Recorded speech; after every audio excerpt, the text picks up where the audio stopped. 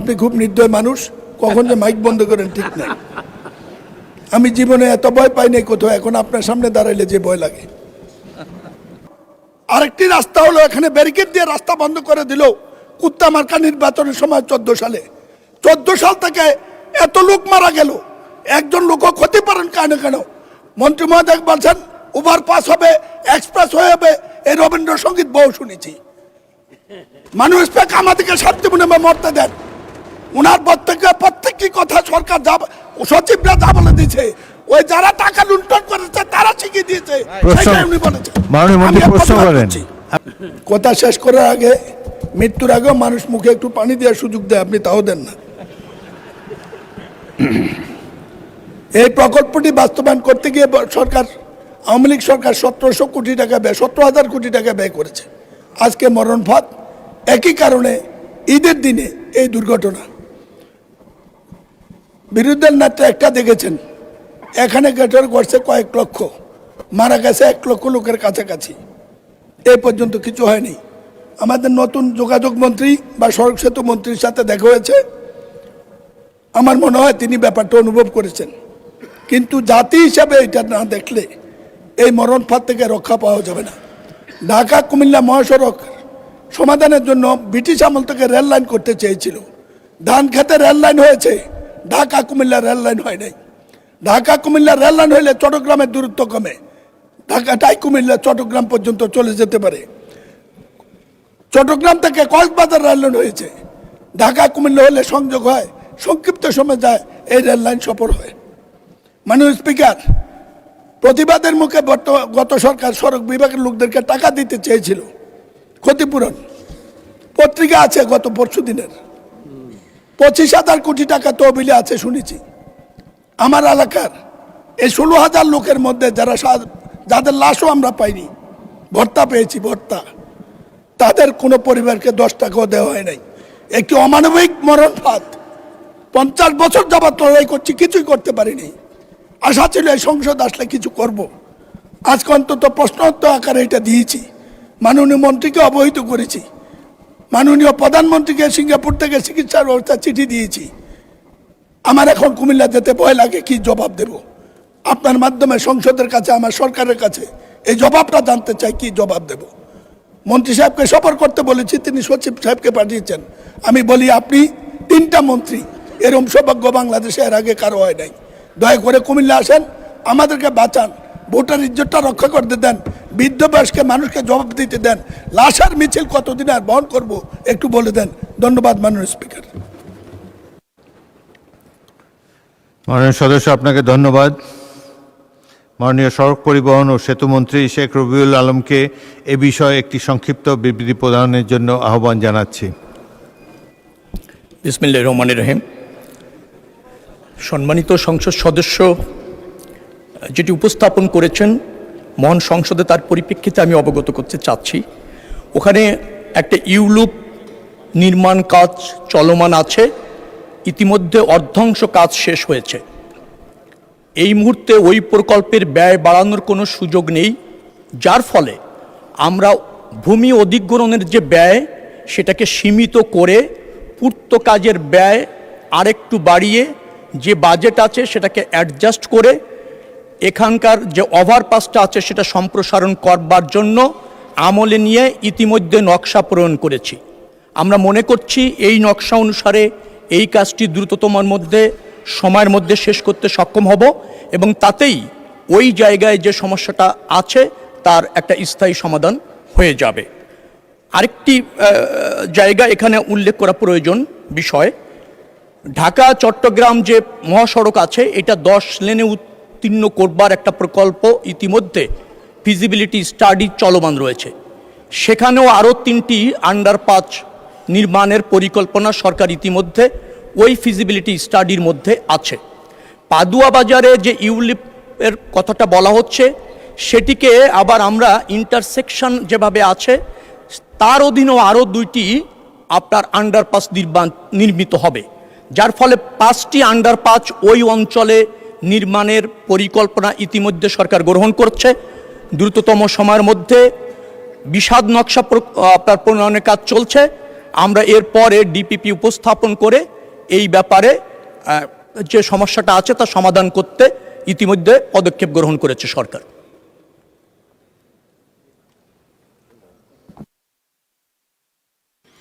ধন্যবাদ মাননীয় মন্ত্রী। মাননীয় সদস্য জনাব মোহাম্মদ মনিরুল হক চৌধুরী, আপনি এ সম্পর্কে একটি প্রশ্ন করতে পারেন। মাননীয় স্পিকার, যে কোনো সময় সবচেয়ে বেশি হতাশ হলাম। আওয়ামী লীগের সময় যে বক্তব্য দিয়েছে মন্ত্রী সাহেব সেটাই দিচ্ছেন। আমি প্রশ্ন করেছি 750 কোটির জায়গায় 17,000 কোটি টাকা খরচ হলো বলে শুনছি। আন্ডারপাস কোথায় গেল, ওভারপাস কোথায় গেল, এবং অনুমোদিত ওভারপাসটি কেন হলো না? আরেকটি রাস্তা হলো এখানে ব্যারিকেড দিয়ে রাস্তা বন্ধ করে দিল কুত্তামার্কা নির্বাচনের সময় 14 সালে। 14 সাল থেকে এত লোক মারা গেল, একজন লোকও ক্ষতিপূরণ কেন কেন? মন্ত্রী মহোদয় বলছেন ওভারপাস হবে, এক্সপ্রেস হয়ে হবে, এই রবীন্দ্রসঙ্গীত বহু শুনেছি। মানুষ পেক আমাদেরকে শান্তি মনে মরতে দেন। ওনার প্রত্যেকটি কথা সরকার যা সচিবরা যা বলে দিয়েছে, ওই যারা টাকা লুণ্ঠন করেছে তারা শিখিয়ে দিয়েছে, সেটাই উনি বলেছেন। মাননীয় মন্ত্রী প্রশ্ন করেন। প্রশ্ন নাই কোনো? বলছি মাননীয় মন্ত্রী।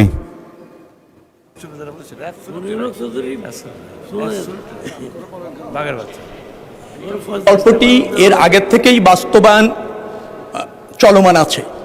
আমরা সেখানে কেবলমাত্র নকশা সম্প্রসারণ করে বাজেট অ্যাডজাস্ট করে আমরা কাজ করতে পারছি।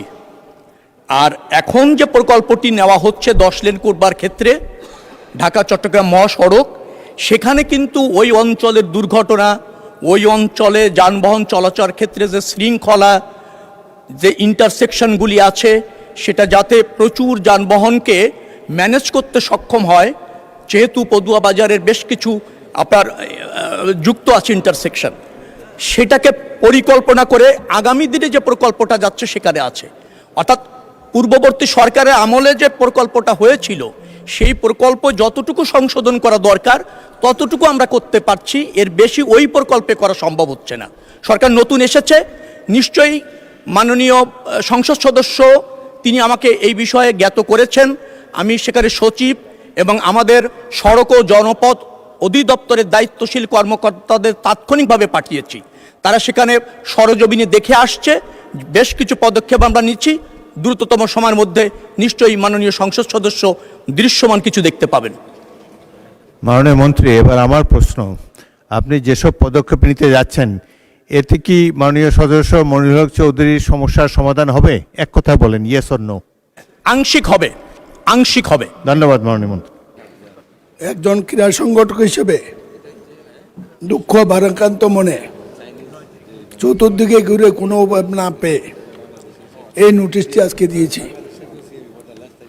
আমি বিশ্বাস করি এটা অন্তত ক্রীড়ামন্ত্রীর দৃষ্টি আকর্ষণ করবে।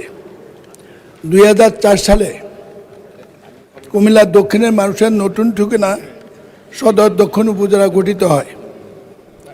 সেখানে আমরা নিজেদের অর্থায়নে একটি স্টেডিয়াম শুরু করেছিলাম, যেটা সদর দক্ষিণ উপজেলা স্টেডিয়াম হিসাবে স্বীকৃত হয়েছিল।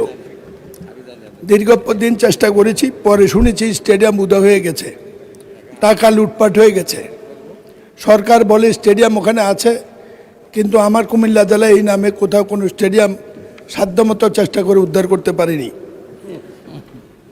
উত্থাপনীয় বিষয়, দক্ষিণ কুমিল্লা মিনি স্টেডিয়ামের জমি রেকর্ড করেন ইচ্ছাকৃত গাফিলতি, দক্ষিণ কুমিল্লা স্টেডিয়ামের অনুকূলে জাতীয় করে বরাদ্দকৃত ক্রীড়া সামগ্রী আত্মসাৎ, দক্ষিণ কুমিল্লা মিনি স্টেডিয়াম বরাদ্দ করে অর্থ বরাদ্দ সব কিছু লুট। 2005 সালে কুমিল্লা সদর দক্ষিণ উপজেলা ফুলতলি মৌজায় দক্ষিণ কুমিল্লা ক্রীড়া সংস্থার অনুকূলে স্থায়ী বন্দোবস্ত মূল্যে 2.1 সম্পর্ক ভূমি কর্মকর্তা উপজেলা চেয়ারম্যান স্থানের পদে ইচ্ছা গাফিলতি করা হয়নি। কুমিল্লা ক্রীড়া সংস্থার বন্দোবস্তের জমিকৃত অনুকূলে প্রস্তাবিত দক্ষিণ স্টেডিয়ামের নামে যে সম্পত্তি আমরা নিজে নগদ টাকা দিয়ে ক্রয় করেছিলাম, তার সাথে এলাকাসের মাধ্যমে কিছু সম্পত্তি নেওয়া দরকার, সেই ফাইলটি উদা হয়ে গেছে।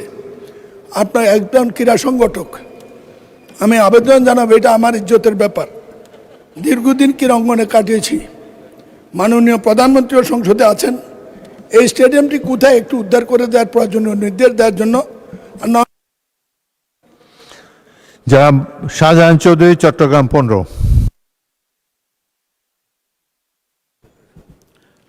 মাননীয় স্পিকার, আপনাকে ধন্যবাদ। আমার নোটিশের বিষয়টা, আমার কয়েকটা নোটিশ তো, একটু মেহরবানি করে সহযোগিতা করলে খুশি হব। বোধহয় পাচারের ব্যাপারে নোটিশের বিষয়টা, মাননীয় স্পিকার।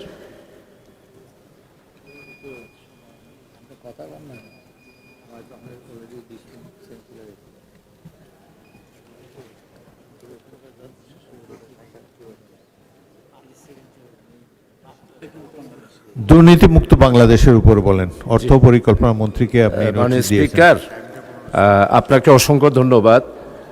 71 ভিত্তিতে আমি অত্যন্ত জরুরি জনগুরুত্ব সম্পন্ন বিদায় এই বিষয়টা প্রশ্ন উত্তরও আমি উল্লেখ করেছি। আমাদের নির্বাচনের আগে আমাদের সব মাননীয় সংসদ সদস্যরা যখন বক্তব্য রেখেছেন, দুর্নীতিমুক্ত বাংলাদেশ চাই, এটাই ছিল আমাদের স্লোগান। আরও অন্যান্য বিষয় ছিল, কিন্তু এইটাই ছিল মুখ্য বিষয়। কিন্তু আজকে হলমার্ক, শেয়ার কেলেঙ্কারি, এরপরে সরকারি ক্রয় কমিটি, এরপরে রাস্তাঘাট, ব্রিজ, কালভার্ট করার ক্ষেত্রে দুর্নীতি, এরপরে হচ্ছে আমাদের সমস্ত ব্যাংকগুলোতে পচ্ছতেরা নিজেরাই নিজেদের নামে লোন নিয়ে ঋণ খেলাপি হয়েছে। এইভাবে করে প্রত্যেকটা বিষয়ে যদি মাননীয় স্পিকার আপনি দেখেন, তাহলে দেখবেন আমরা মাননীয় সংসদ সদস্য যারা আছি তারা সবাই উপলব্ধি করতেছি বাংলাদেশ অর্থনৈতিক দিক থেকে এস্টাবলিশ না হওয়ার পিছনে একটি মাত্র কারণ, সেটা হলো দুর্নীতি। মাননীয় স্পিকার, এই যে হলমার্কের 4000 কোটি টাকার দুর্নীতি 2012 সালে আমরা সবাই একটা দিবসও পালন করেছি। আমাদের মাননীয় অর্থমন্ত্রী এখানে আছেন, উনি সহ আমি। মোহাম্মদ ফখরুল ইসলাম, নোয়াখালী 5।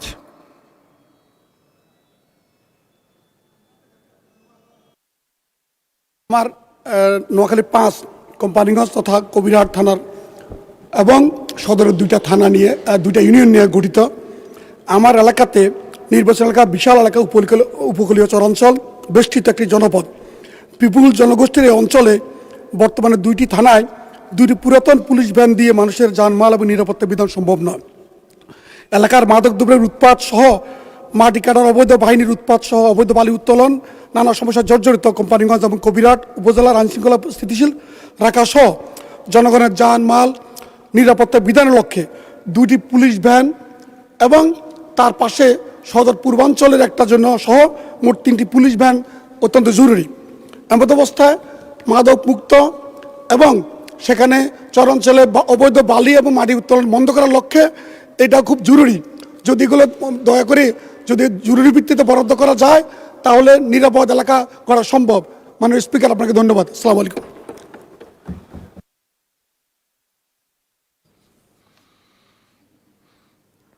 জনাব আনিসুর রহমান, মাদারীপুর 3। মাননীয় স্পিকার, আপনাকে ধন্যবাদ। আমার নির্বাচনী আসন মাদারীপুর 3। আমরা যখন নির্বাচনকালীন সময়ে বিভিন্ন গ্রামে ঘুরে বেড়াচ্ছি, সেই সময় আমি আমার নির্বাচনী আসনে একটি জিনিস উপলব্ধি করতে পেরেছি। আমাদের ওইখানকার বেশিরভাগ শিক্ষার্থীরাই তারা ইন্টারমিডিয়েট পাশ করার পরে নার্সিং ইনস্টিটিউটে তারা অধ্যয়নরত হয়, তারা ডিগ্রি নেয়, কোর্স কমপ্লিট করে তারা বিভিন্ন বাংলাদেশে এবং দেশের বাইরে বিভিন্ন হসপিটালে তারা কাজ করছে। বিশেষ করে হিন্দু সম্প্রদায়ের একটা গোষ্ঠী, আমার মনে হয় 60% ছেলেমেয়েরাই এই পেশায় থাকে।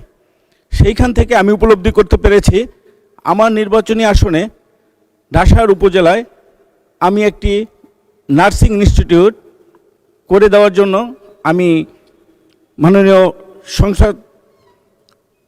স্বাস্থ্যমন্ত্রীর কাছে আবেদন করছি আমি যেন আমার নির্বাচনী এলাকায় সরকারের পক্ষ থেকে, স্বাস্থ্য মন্ত্রণালয়ের পক্ষ থেকে যেন একটি নার্সিং ইনস্টিটিউটের ব্যবস্থা করে দেওয়া হয়। ধন্যবাদ স্পিকার। মোহাম্মদ মতিউর রহমান, ঝিনাইদহ 3।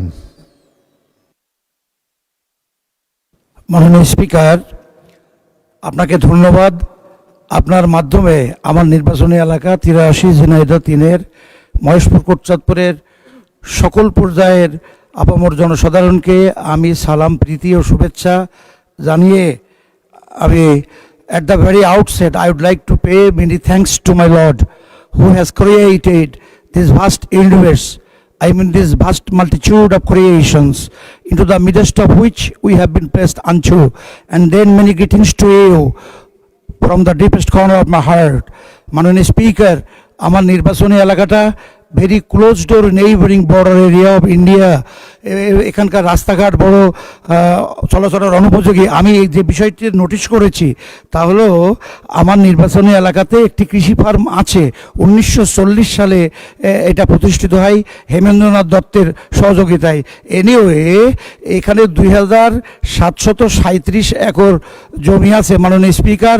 এটি 5টি খামারে বিভক্ত এবং ইতিপূর্বে এখানে প্রায় প্রতি বছর 5000 মেট্রিক টন ভিত্তি বীজ উৎপাদিত হয়। শুধু বাংলাদেশ নয়, এশিয়া মহাদেশ, পৃথিবীর বিভিন্ন ভূখণ্ডে এখান থেকে বীজ রপ্তানি করা হয়। এছাড়া এখানে ধান, পাট, আখ, গম সকল প্রকারের ফসল হয়ে থাকে। এটা প্রাচীন ঐতিহ্য। বিগত অর্ধ শতাব্দী বাবদ আমাদের প্রাণের দাবি শুধু মহেশপুর কোটচাঁদপুর নয়, দক্ষিণ পশ্চিম অঞ্চল বলে বৃহত্তর অঞ্চলে এটা প্রাণের দাবি একটি কৃষি বিশ্ববিদ্যালয়। ইতিপূর্বে 2008 সালের নির্বাচনের পর 2010 সালে তদানীন্তন সংসদ সদস্য সংসদে উপস্থাপন করে একটি কৃষি বিশ্ববিদ্যালয় দাবি এবং 3 সদস্য বিশিষ্ট একটি কমিটি গঠিত হয়। 2 জন মঞ্জুরি কমিশনের সদস্য আর 1 জন বেসরকারি বিশ্ববিদ্যালয়ের সদস্য নিয়ে। SK আজিজুল বারী, খুলনা 4।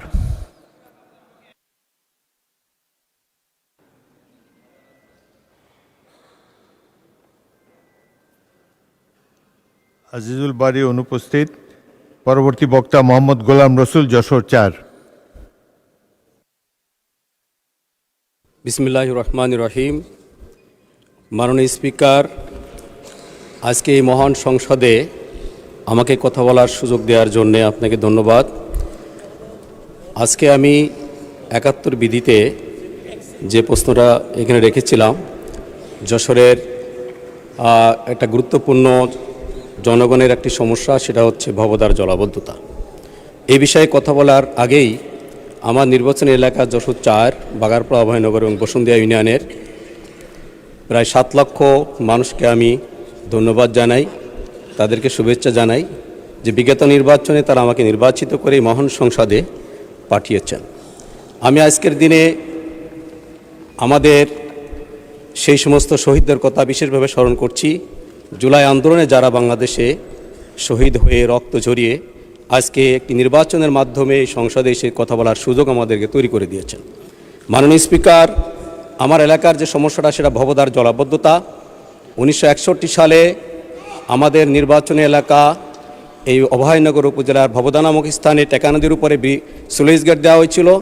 যে স্লুইস গেট দেওয়ার কারণে টেকা নদী, মুক্তেশ্বরী, আমডাঙ্গা সহ অনেকগুলো নদী ভরাট হয়ে যায়।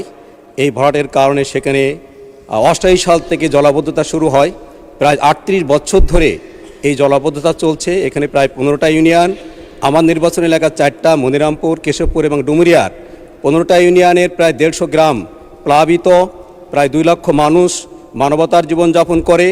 আপনারা যদি সেখানে এখনও দেখেন, সেখানে দেখবেন যে এখনও ঘরের মধ্যে পানি আছে, উঠানে পানি আছে, মানুষ সেখানে চলাচল করতে পারে না। এই জলাবদ্ধতা দূর করবার জন্যে প্রায় 1000 কোটি টাকা সেখানে বরাদ্দ হয়েছে, সব লুটপাট হয়েছে। ইতিমধ্যে কিছু কাজ সেখানে চলছে, 136 কোটি টাকার নদী খনন কাজ চলছে। আমডাঙ্গার খাল খনন করতে পারলে। হাফেজ মোহাম্মদ রবিউল বাশার, সাতক্ষীরা 3। রহমতুল্লাহ বারাকাতুহু। মাননীয় স্পিকার, আমাকে সুযোগ দেওয়ার জন্য আপনাকে ধন্যবাদ। আমি মহান সংসদে প্রথম নির্বাচিত হয়েছি এবং কথা বলার সুযোগ লাভ করেছি। এই জন্য মহান আল্লাহ তাআলার শুকরিয়া আদায় করছি। আমার আসন 107 সাতক্ষীরা 3। আশাশুনি কালীগঞ্জের প্রিয় ভাই বোনদের কৃতজ্ঞতা প্রকাশ করছি, যারা আমাকে বিপুল ভোটে নির্বাচিত করে মহান সংসদে পাঠিয়েছেন। উপস্থানীয় বিষয় হলো জলাবদ্ধতা নিরসন প্রসঙ্গে মাননীয় পানি সম্পদ মন্ত্রী মনোযোগ আকর্ষণ। আমি নির্বাচনী এলাকা 107 সাতক্ষীরা 3 আশাশুনি কালীগঞ্জ উপজেলা নিয়ে গঠিত। 2টা উপজেলা উপকূলবর্তী এলাকা। প্রতি বছর প্রাকৃতিক দুর্যোগের কারণে বিভিন্ন এলাকা জুড়ে প্লাবিত হয়ে ব্যাপক ক্ষয়ক্ষতি হয়। এছাড়াও বর্ষার মৌসুমে ব্যাপক আকারে জলাবদ্ধতা তৈরি হয়। জলাবদ্ধতার কারণে মানুষের স্বাভাবিক কার্যক্রম এবং যোগাযোগ ব্যবস্থা দারুণভাবে ক্ষতিগ্রস্ত হয়। জলাবদ্ধতা নিরসনের জন্য সরকারের পদক্ষেপ কী? বর্ষা মৌসুমের আগে জলাবদ্ধতা নিরসন করার প্রয়োজন। মাননীয় পানি সম্পদ মন্ত্রী মহোদয়ের দৃষ্টি আকর্ষণ করছি এবং জোর দাবি জানাচ্ছি বর্ষার আগে জলাবদ্ধতা নিরসন করার জন্য। ধন্যবাদ মাননীয় স্পিকার।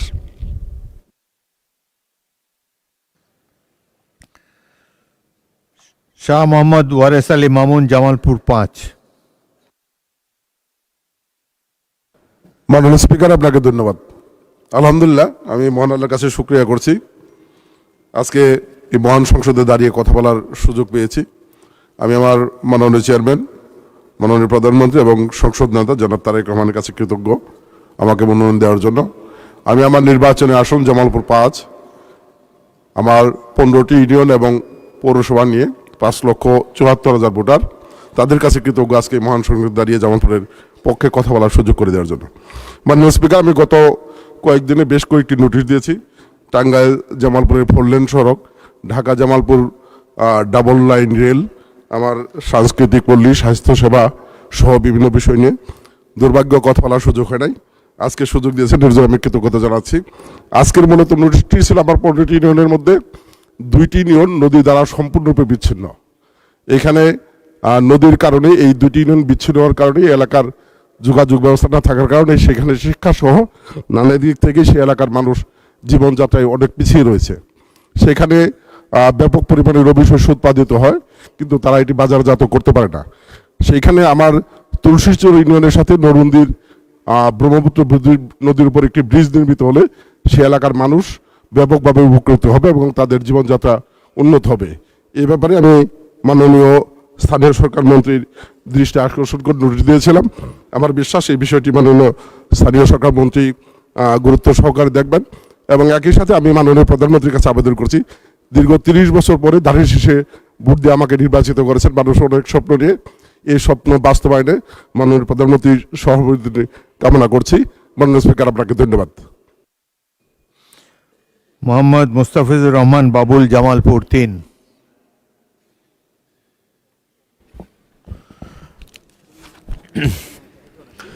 মাননীয় স্পিকার, আপনাকে অশেষ ধন্যবাদ। আমার নির্বাচনী এলাকা জামালপুর 3, মেলান্দ মাদারগঞ্জ এই 2টি উপজেলা নিয়ে গঠিত।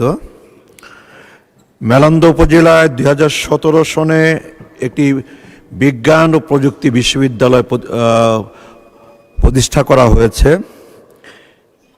এই বিশ্ববিদ্যালয়টি 2017 সনে প্রতিষ্ঠিত হবার পর মাত্র 31 একর সম্পত্তির উপর এই বিশ্ববিদ্যালয়টি তার কার্যক্রম পরিচালিত করছে।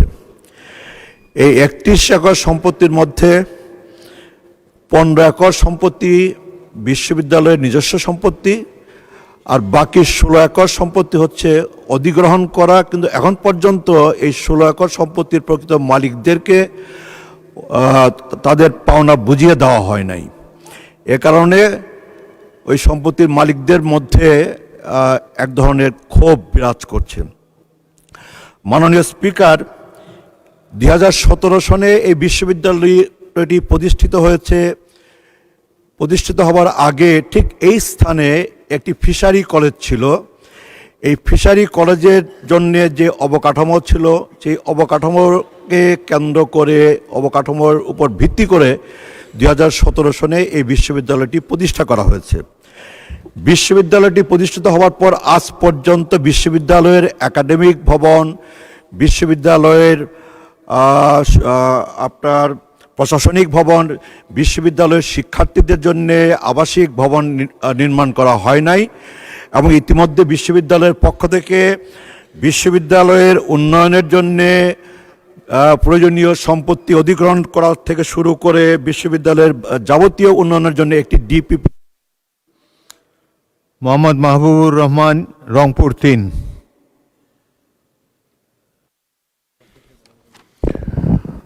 আসসালামু আলাইকুম রহমতুল্লাহ। মাননীয় স্পিকার মহোদয়, আপনাকে অসংখ্য ধন্যবাদ। আমি এই প্রথম এই মহান সংসদে কথা বলার সুযোগ পেলাম, এজন্য আল্লাহর শুকরিয়া আদায় করছি। আমি সর্বপ্রথম শুকরিয়া জানাই আল্লাহর এবং আমার রংপুর সদর 3 আসনের সম্মানিত ভোটারদের, যারা আমাকে ওই অঞ্চলের সর্বোচ্চ পরিমাণ 1,78,064 ভোট দিয়ে এই মহান পার্লামেন্টে পাঠিয়েছেন। সবাইকে আন্তরিক কৃতজ্ঞতা জানাচ্ছি। মাননীয় স্পিকার, আমাদের অঞ্চলটি, আমাদের ভাগ্যই খারাপ। বরাবরই সমস্ত সরকারি শাসনামলে আমরা বঞ্চিত এবং অবহেলিত এবং পশ্চাৎপদ একটা এলাকা, সুবিধা বঞ্চিত এলাকা। বিভিন্ন ক্ষেত্রে আমাদের বৈষম্য রয়েছে। আশা করি বর্তমান সরকার এই বৈষম্য দূরীকরণে প্রয়োজনীয় গুরুত্ব দেবেন। এখন আমি আমার মনোযোগ আকর্ষণের প্রশ্ন উত্থাপন করছি। মাননীয় ভূমিমন্ত্রী, আপনার সদয় অবধির জন্য জানাচ্ছি যে 14 বছর পূর্বে রংপুর সদর উপজেলা পুনর্গঠিত হয়।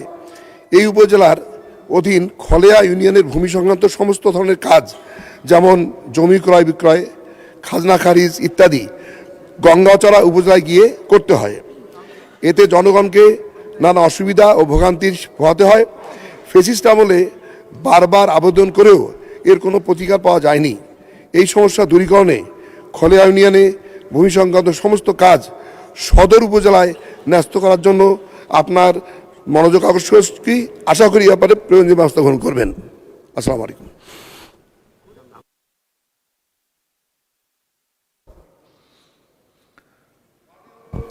জনাব মোহাম্মদ মাসুদ পারভেজ। এক মিনিট।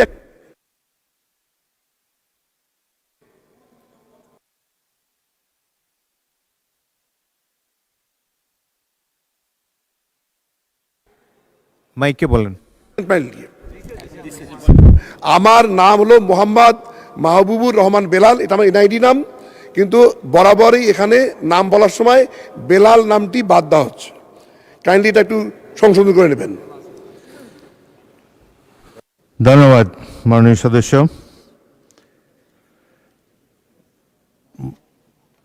জনাব মাহবুবুর রহমান বেলাল, রংপুর 3। ধন্যবাদ।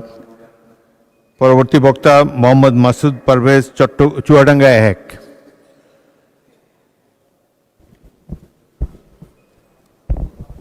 ধন্যবাদ মাননীয় স্পিকার, আপনাকে আমাকে সুযোগ দানের জন্য।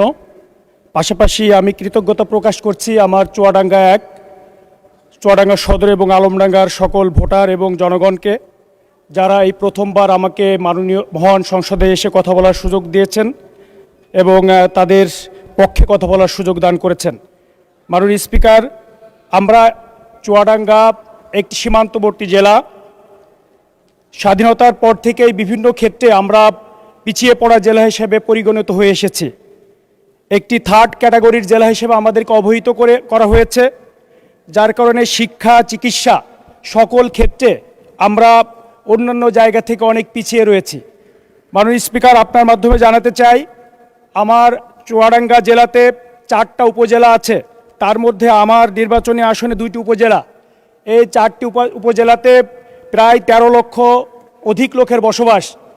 এই 4টা উপজেলার মধ্যে চুয়াডাঙ্গা সদর হাসপাতাল আছে, যেখানে এই সকল মানুষের চিকিৎসার জায়গা একটি। কারণ অন্যান্য উপজেলা স্বাস্থ্য কমপ্লেক্সগুলোতে কোনো জায়গায় কোনো প্রকার অপারেশন হয় না এবং সেখানে কোনো প্রকার চিকিৎসার যে প্রপার আধুনিক সুবিধা সেগুলো থেকেও মানুষ বঞ্চিত হয়ে থাকে, যার কারণে চিকিৎসা গ্রহণের জন্য একটি জায়গা, সেটা হচ্ছে চুয়াডাঙ্গা সদর হাসপাতাল। এই চুয়াডাঙ্গা সদর হাসপাতালটি 50 শয্যা বিশিষ্ট হাসপাতাল হিসেবে কার্যক্রম থাকলেও এই জনগণের চাহিদার কারণে সেটা 2021 সালে 250 শয্যা বিশিষ্ট হাসপাতাল হিসেবে প্রশাসনিক অনুমোদন প্রাপ্ত হয়, সেখানে বিল্ডিং নির্মিত হয়।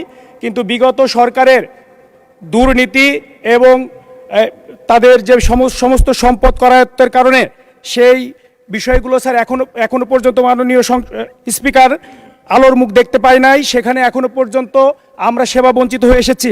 এজন্য স্বাস্থ্যমন্ত্রীর কাছে আবেদন, অতি দ্রুত 250। মোহাম্মদ আব্দুল সত্তার, নীলফামারী 1।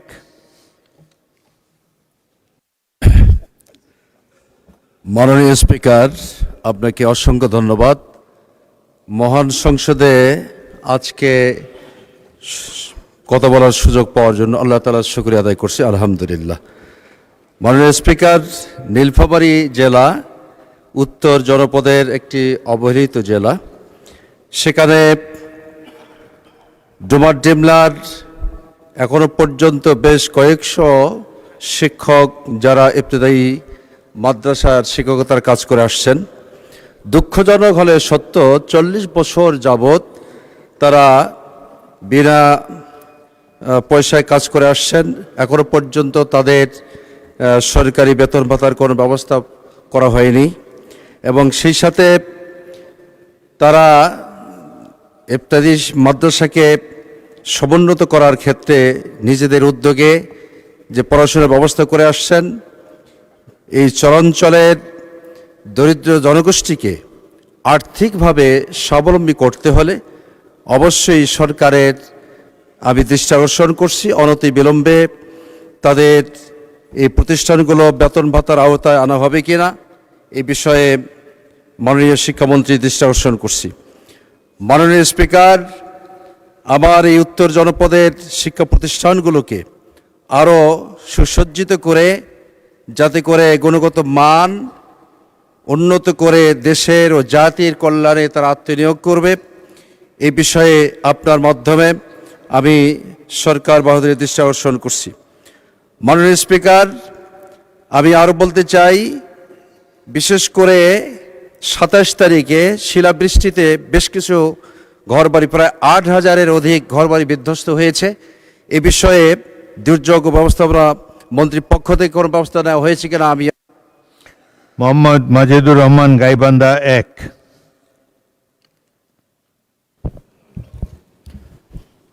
মাননীয় স্পিকার, আপনাকে ধন্যবাদ। এই মহান সংসদে দাঁড়িয়ে আমি আল্লাহ তাআলার শুকরিয়া আদায় করছি। আমি সংসদে কথা বলার সুযোগ পেয়েছি। সেই সাথে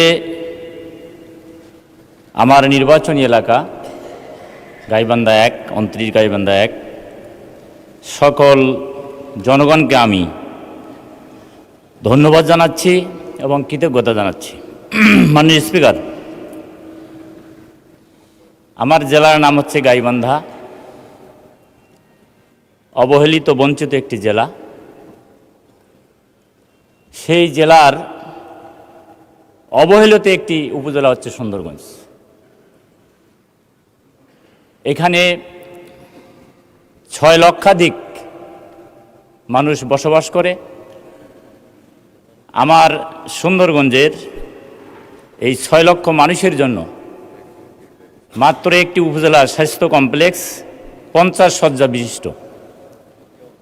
আজকে মহান সংসদে দাঁড়িয়ে আমি মাননীয় স্বাস্থ্যমন্ত্রী মহোদয়ের দৃষ্টি আকর্ষণ করছি, অনতি বিলম্বে আমার এই 50 শয্যা বিশিষ্ট উপজেলা স্বাস্থ্য কমপ্লেক্সটিকে কমপক্ষে 100 শয্যা উন্নীত করার জন্য আমি অনুরোধ জানাচ্ছি। সেই সাথে মাননীয় স্পিকার, আমার উপজেলায় যাতায়াত ব্যবস্থা অত্যন্ত ভঙ্গুর। এখানকার 100 ভাগের মধ্যে মাত্র 35 ভাগ রাস্তা পাকা, আর 65 ভাগ রাস্তা হচ্ছে কাঁচা। আমি মাননীয় সড়ক এলজিএডি মন্ত্রীর মহোদয়ের দৃষ্টি আকর্ষণ করছি, উনি মাননীয় সদস্য এক নোটিশে এক মন্ত্রীকে অ্যাড্রেস করবেন। আপনি তো 2 মন্ত্রীর বিষয়ে উত্থাপন করেছেন। এনিওয়ে, জনাব মোহাম্মদ আব্দুল আজিজ, নাটোর 4।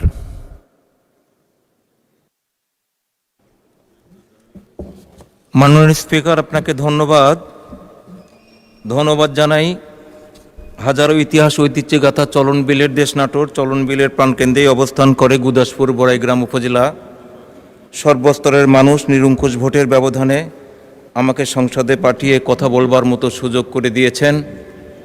ধন্যবাদ জানাই বেশি করে আমার নির্বাচন এলাকার বিশেষ করে হিন্দু খ্রিস্টান এবার ত্রয়োদশ জাতীয় সংসদ নির্বাচনে যে ভূমিকা রেখেছে তাদেরকে ধন্যবাদ না জানালে কার্পণ্য হবে। মাননীয় স্পিকার, চলন বিলের প্রাণকেন্দ্রেই অবস্থান করে গুদাসপুর বড়াইগ্রাম উপজেলা। তন্মধ্যে বড়াইগ্রাম উপজেলাটা 211.61 বর্গ কিলোমিটার আয়তন বিশিষ্ট।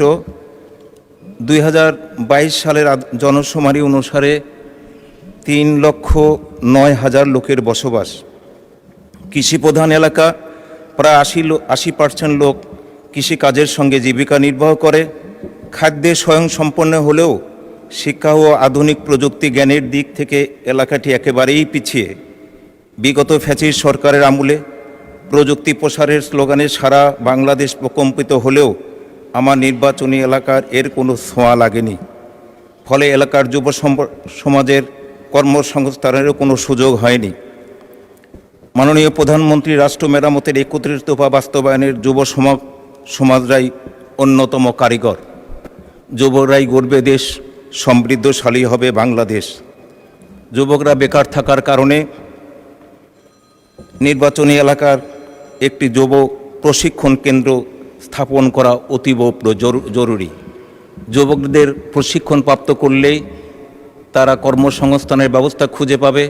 দেশের অভ্যন্তর এবং বহির্বিশ্বে গিয়ে তারা কর্মসংস্থান। জনাব মোহাম্মদ আব্দুল বাতেন, ঢাকা 16।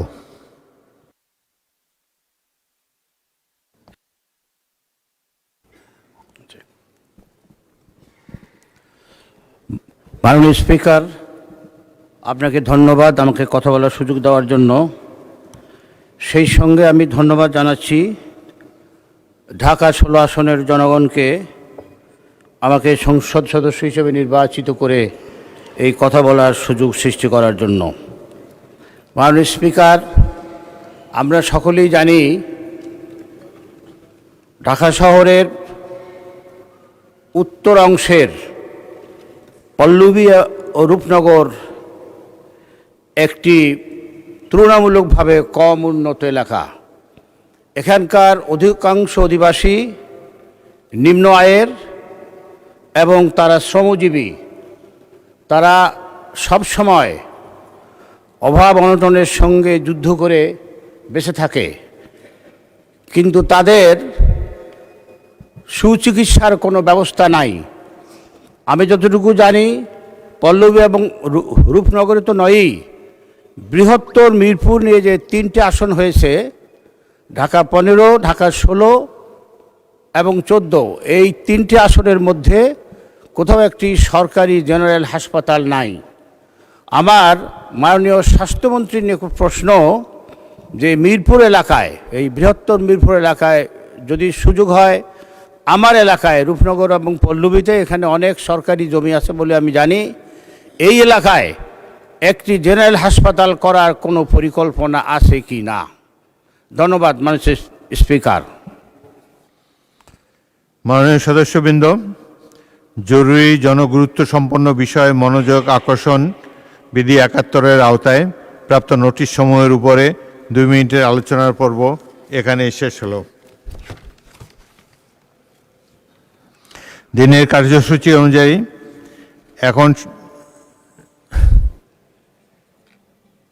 বলেন বিরোধী দল নেতা। ধন্যবাদ আপনাকে।